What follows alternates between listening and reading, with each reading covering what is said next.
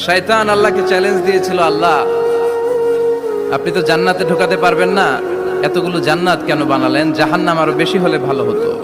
আল্লাহ বললেন কেন? শয়তান বলে, আল্লাহ এই সবগুলার আমি ওয়াসওয়াসা দিয়ে মুনাফিক বানিয়ে নাস্তিক বানিয়ে জাহান্নামে ঢুকাবো। আমি চ্যালেঞ্জ দিলাম, ডান দিক থেকে ধোকা দেব, বা থেকে, সামনে থেকে, পেছন থেকে, নিচ থেকে, রগের শিরা উপশিরায় ঢুকে, মাজরাত দাম যেখান দিয়ে রক্ত চলাচল করে ওখানে ঢুকেও আমি ধোকা দেব। তো আপনি জান্নাতে ঢুকাবেন কেমনে? আল্লাহ বললেন, তুমি আমারে চ্যালেঞ্জ দাও, এত বড় সাহস? আমি তো সব রাজার বড় রাজা, মহারাজা। চিৎকার করে বলেন ঠিক কিনা?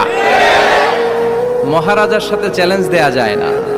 তুমি আমাকে চ্যালেঞ্জ দাও, ওকে ডান, আই টেক ইউর চ্যালেঞ্জ।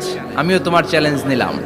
তুমি আজীবন ধোকা দিবা, আজীবন তুমি গুমরা করবা, বেনামাজি বানাবা, জালিম বানাবা, কিন্তু আমার বান্দা কোনো তাফসীরুল কোরআনের মাহফিলে এসে